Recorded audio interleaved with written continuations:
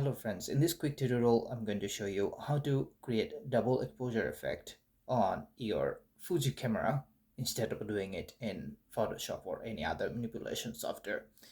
So if you use Fuji X series camera, in some cameras probably you will have the function of double exposure photography inside the menu options. However, in Fuji camera that I have, you will not get it in the menu. So you have to switch the shooting mode to double exposure. As you can see, that's where it is now. So to do that, first you take one picture, and as you can see now it says next, retry or exit.